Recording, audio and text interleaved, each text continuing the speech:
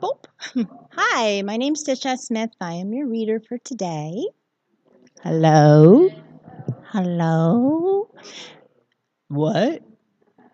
The theme for 2025 is Rising Higher, Growing Deeper. The theme for August is On the Wings of Love. Today's topic, Love in the Midst of Turbulence. Buddhist teacher Thich Nhat Hanh, in Teachings on Love, referred to compassion listening as expression of love. When we sit among a circle of friends, we are all practicing deep listening. When we are sitting among a circle of friends, we are all practicing, when we are sitting among a circle of friends who are all practicing deep listening, our speech becomes more beautiful and more constructive. We never blame or argue. Compassionate listening is crucial. We listen with the willingness to relieve the suffering of the other person, not to judge or argue. We listen with all attention. We continue to listen deeply so the other person can express her pain and release the tensions within herself. And A Course in Miracles reminds us miracles occur naturally as expressions of love. In this sense, everything that comes from love is a miracle. So let us affirm together, God's love is my love, and my love is resilience. Thank you for all of the help with my reading today. It's not my first time. Please welcome Reverend Dr. Kathleen Johnson.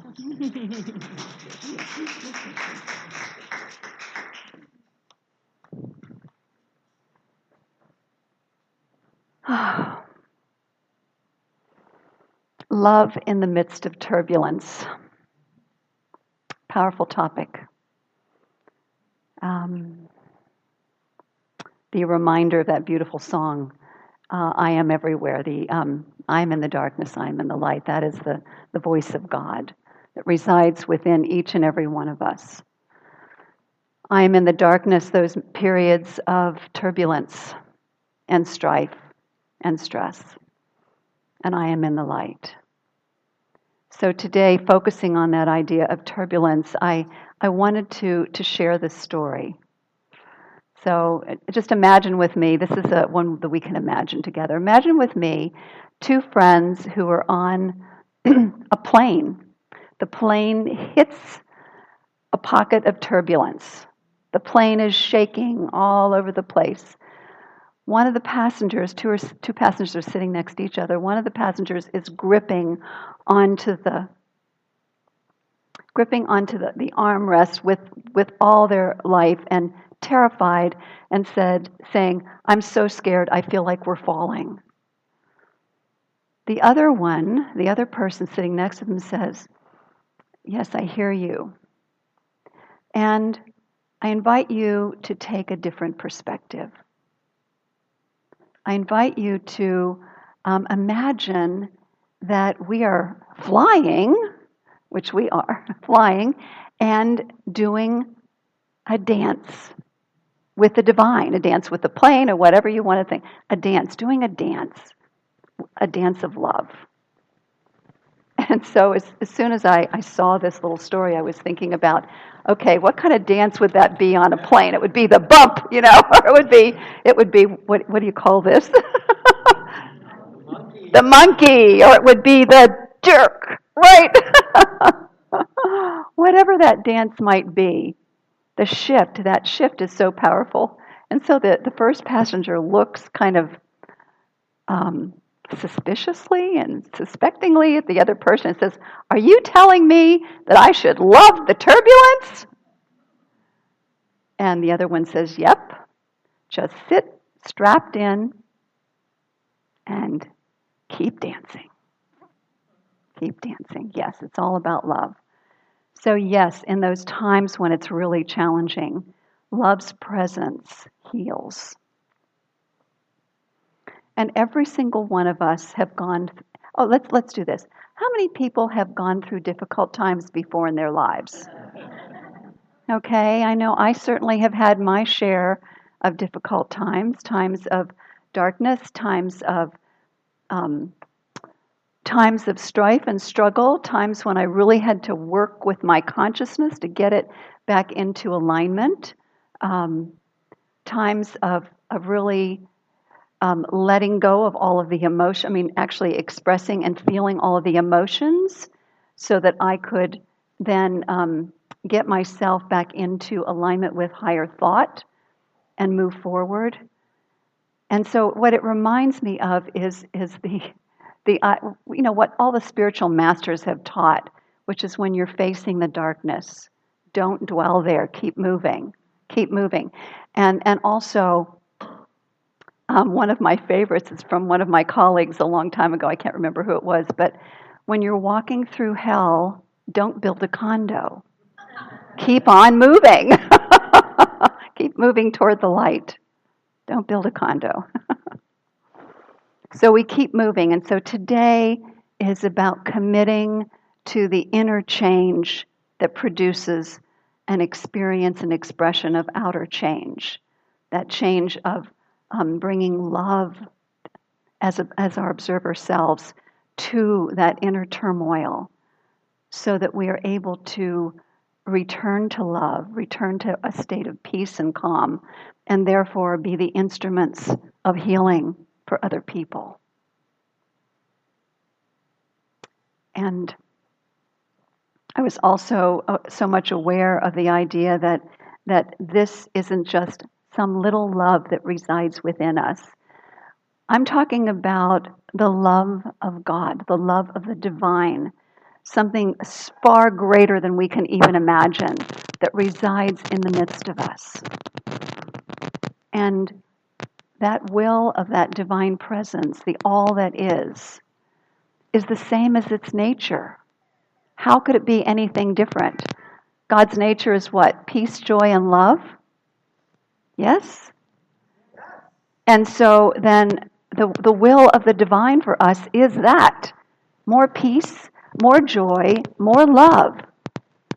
A greater experience of the goodness of life, that infinite good that Dean was guiding us through in the meditation room today. Focusing on, the presence of good flows from me and the presence of good flows to me. So as we continue to plant these seeds of truth in our consciousness, when we go through those times of struggle and strife, those dark times, we have something to draw upon that will help bring us back to that state of peace and calm and all of those things that are the will of God, seeking greater expression in us, through us, and as us. And I'm not saying that this is simple and easy. I'm saying that this is a practice. This is why daily practice is so important. Your spiritual practice helps you to return to that awareness of the divine I am, even in the darkness. That light that still shines within us, even in those challenging times, that can help us return to love's presence, the awareness of love's presence. It's always there. So Albert Einstein says you cannot solve a problem in the same mind that created it. What does that mean? What does that mean? He's talking about a mindset, a particular perspective that keeps us locked in reactivity to situations that is repeated over and over again. And the idea is we must shift into a new mindset. A new mindset is being called for when we find ourselves continuing with the same patterns of reactivity. And so often, what do we want to do? We want to change the outer circumstances. Let's fix these outer circumstances and then I'll be happy.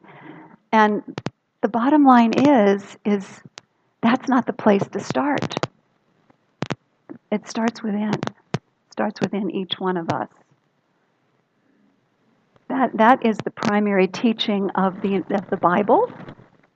That great work of the Bible. If you look at, I've been reading Ernest Holmes' book on the power of the Bible, and so it's the metaphysical perspective of all of those stories from the very beginning all the way through the life of Jesus, and you see the same patterns over and over again.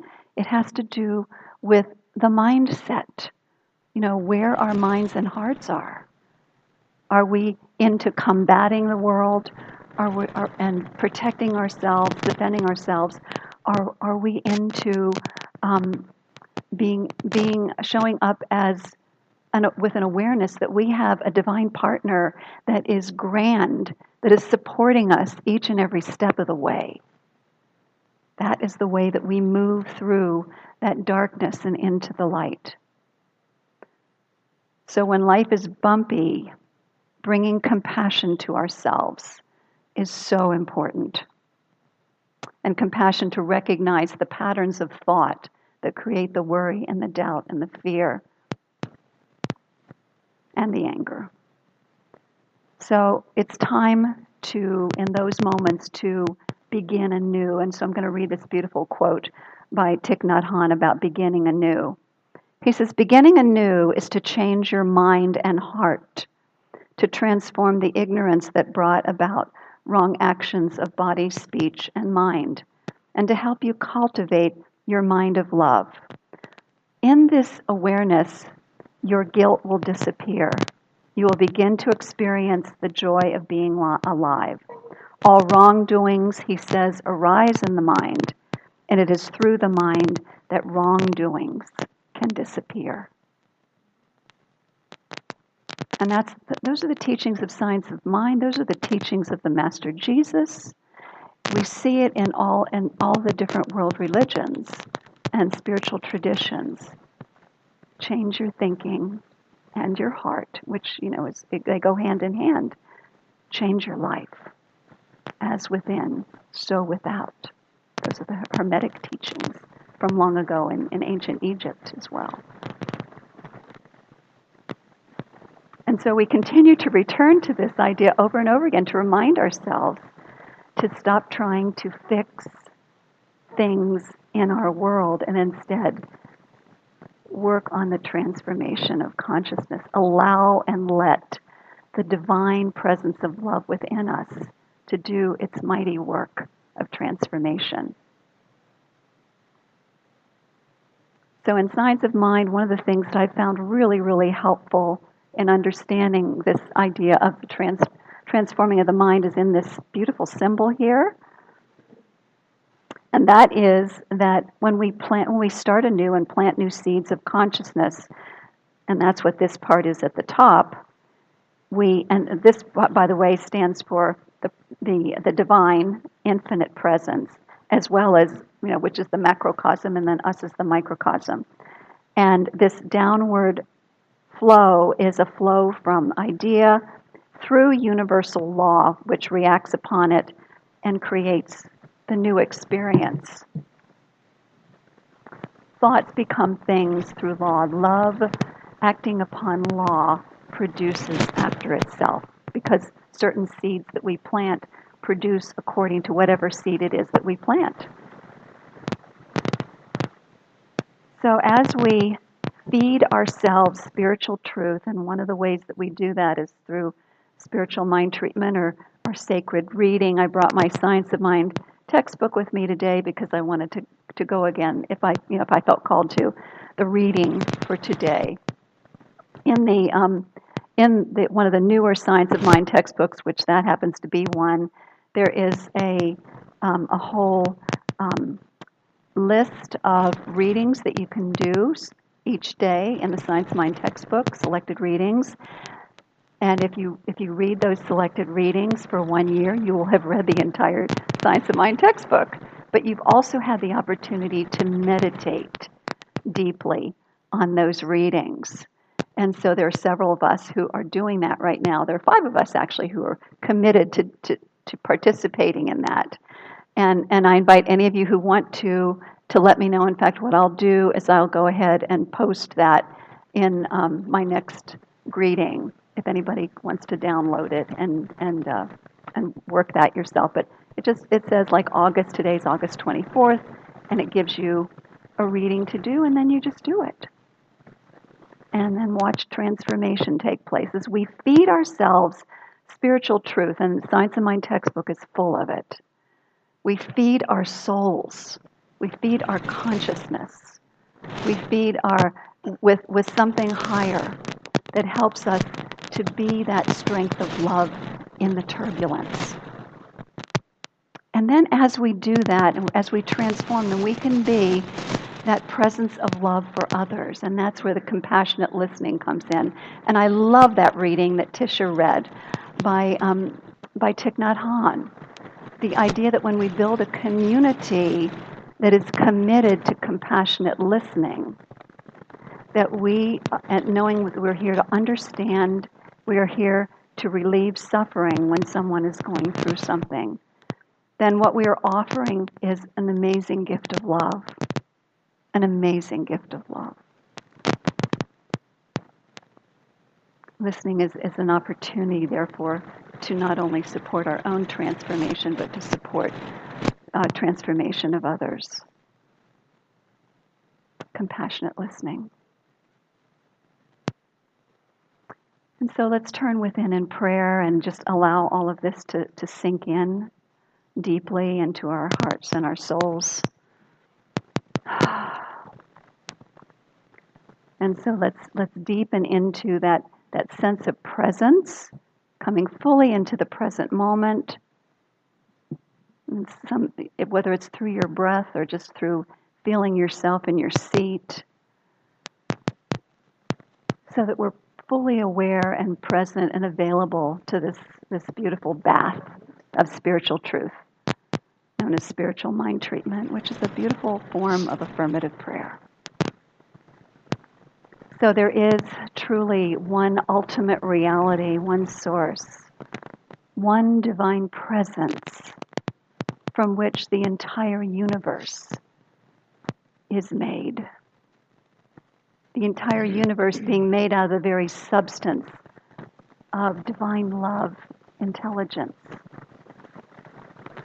A universe that is a reflection of the source of all that is. It is creative. It is magnificent. It is a place of beauty. It is a place of order. All of these reflections of the one light. And therefore we, at the very center and core of our being, our divine essence that is beyond all of the turbulence that sometimes takes place in the mind, beyond all of that is that spacious sky of the infinite, that clear sky that is beyond the turbulence. And so we drop into that state of expansiveness, availability to new possibilities. We begin anew in this moment by planting seeds of that which we choose in our lives. More peace, more joy, more love, more wisdom, more clarity of mind, whatever it might be for you. I'm knowing that this truth of who we are is seeking greater expression in our lives, and that we are given the freedom of choice, the freedom of opportunity, that freedom to choose again and plant new seeds. Let's do that now. Just plant a seed of whatever it is that you'd like more of in your lives. And just, it can be just more peace, more joy, more love, greater clarity. Say it in the silence of your heart.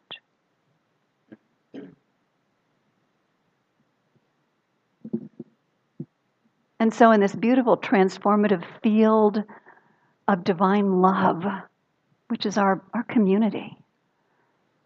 I give my thanks for the manifestation of all of these new seeds in consciousness. I delight in being able to see them rise into being right before my very eyes, feeling it in my heart. And I release this word now to the action of universal law and this is the universal law, not just some little law. The universal power of creation itself is acting upon these words and bringing it into divine manifestation.